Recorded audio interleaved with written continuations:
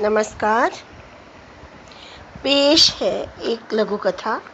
नाम है पिंजरा। महानगर की एक छोटी सी कॉलोनी में किसी किचन में एक के ऊपर एक रखे डिब्बों जैसे फ्लैट क्या स्टूडियो कहना ज़्यादा ठीक होगा। छोटा सा पिंजरे नुमा आकार, जिसमें 10 बाई 12 का कमरा, जिसके एक कोने में 4x4 की रसोई और दूसरे कोने में इसी आकार का बाथरूम। अब इसे घर कहें, फ्लैट कहें, जो भी कहें, खुशी से कह सकते हैं। इसी घरनुमा डिब्बे में एक बालकनी है। बालकनी भी ऐसी मानो पिंजरे के सीखचे हों। उसी बालकनी में खड़ी है सुरभि, जो सड़क पर आते जाते कारों, ऑटो रिक्शा की रेल पेल को देख रही है और हैरान है कि ये सब भागे कहाँ जा रहे हैं। उसे बचपन में सुनी हुई कहानी याद आती है, जहाँ आसमान गिर रहा है कि अफवाह सुनते ही जंगल के सभी जीव बेतहाशा भागने लगते हैं। इन पर कौन सा आसमान गिर रहा है? सुरभि का मन कर रहा है उन्मुक्त हंसी हंसने का, पर वह ऐसा नहीं करती। यहाँ वह एक सभ्य सोसाइटी का हिस्सा जो है, इस सोसाइटी में हंसना गंवारपना है। यहाँ इस दुनिया में सब अपने अपने पिंजरे में है, सब उन पिंजरों में बंद है। कोई किसी से बात नहीं करता, कोई किसी की बात नहीं करता, कोई किसी के बारे में जानता ही नहीं, कोई किसी से बात नहीं करता है, क्योंकि सबके पास अपने अपने पिंजरे हैं। सुरभि पीछे पड़े पिंजरे को देखती है।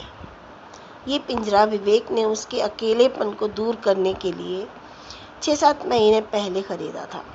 इसमें बंद है एक बुलबुल और उसके 2 चिरौटे। चिड़िया और चिरौटे चहचहाहट में मगन है। चिड़िया पिंजरे की सीमा पहचान गई है, इसलिए अब उसने उड़ने की कोशिशें छोड़ दी हैं। वह उड़कर पिंजरे की सीखों पर बैठती है।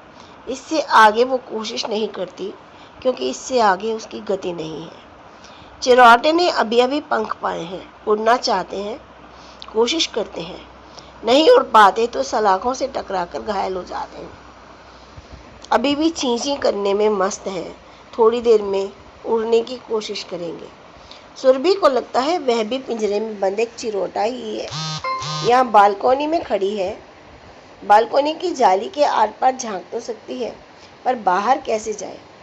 ये उसका कोई गांव नहीं है, जहाँ हर आदमी एक दूसरे के दुख सुख में साथी होगा, हर एक के संगे वाला है। वह किसी के भी घर आ जा सकता है, कभी भी, बिना बुलाए, बिना बताए। वहाँ कोई आपत्ति नहीं करता, क्योंकि वो सब असभ्य हैं, अनपढ़ हैं, पढ़े लिखे नहीं हैं, इसीलिए अधिक सामाजिक है। ये शहर सभ्य लोगों की दुनिया है, पढ़े लिखों की दुनिया, जहाँ किसी के घर बिना बुलाए जाना शिष्टाचार नहीं है। सुरभि को लगता है जैसे शहर में सुवासी समीर का अस्तित्व गुम हो गया है। वह भी अपना व्यक्तित्व गंवाती जा रही है। वह बेसब्री से विवेक के घर लौटने का इंतजार करती है। विवेक के घर काम से लौटने पर जब वे 2 प्राणी हो जाते हैं, तब भी बात औपचारिक ही हो पाती है। चाय पियोगे? हाँ। रोटी बनाऊं? बना लो। अभी खाओगे? हाँ। थक गए हो? वह चिल्लाना चाहती है, चहचहाना चाहती है, बतियाना चाहती है, पर किससे बोले, किससे बतियाए? वह गाना चाहती है, पर सुनेगा कौन? विवेक तो सो गया है।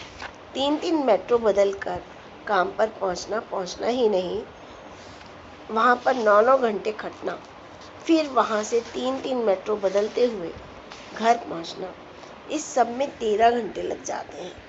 वाकई बहुत मुश्किल है इस तरह काम करना। काम पर जाना और लौट कर आना असंभव। वह विवेक को समझती है, उसके परेशानी को भी समझती है, पर इस मन का क्या करे, जो विकल है, किसी का बोल सुनने के लिए, किसी को अपने मन का राग सुनाने के लिए। उसका मन कर रहा है विवेक को अपने आलिंगन में जकड़ ले, झिंझोड़ दे अपनी बाहों में भरकर, उसका मुंह घुमा ले अपने चेहरे पर। लगातार बातें करे घर की, गांव की, भागती हुई कारों की, अपने सूनेपन की, पिंजरे की, और भी न जाने क्या क्या। सब कही अनकही बातें जो उसने कभी किसी से नहीं कही, जो विवेक ने सुनकर भी कभी नहीं सुनी।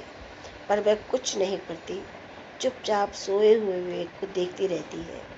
धीरे से पलंग से नीचे उतरती है, चुपचाप बुलबुल के पिंजरे के पास आकर खड़ी हो जाती है। बुलबुल उसे आया हुआ देखकर सलाखों के पास सरक आती है।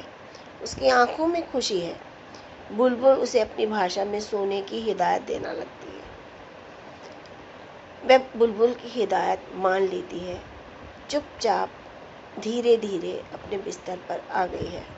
विवेक बेसुध सो रहा है। उसे जगाने की कोशिश करना बेकार है, क्योंकि जागने पर उसकी प्रतिक्रिया हमेशा दो प्रकार से होती है। या तो वह बिना कुछ बोले तन के स्तर पर उतर आता है, बिना उसकी क्रिया और प्रतिक्रिया देखे, बिना उसकी क्रिया और प्रतिक्रिया देखे 2 मिनट में निपटकर फिर से गहरी नींद में सो जाता है। या फिर कभी कभी उस पर पूरी तरह से झुंझला उठता है। अब क्या है, तुम खुद तो पूरा दिन सोई रहती हो, कोई काम न धाम, आधी रात हो गई है, अब सोने दोगी या वो भी नहीं। डांट खाकर अपराधी ठहराई गई छोटी बच्ची सी वह चुपचाप चादर से मुंह ढक लेती है। उस समय उन दोनों हालात में ही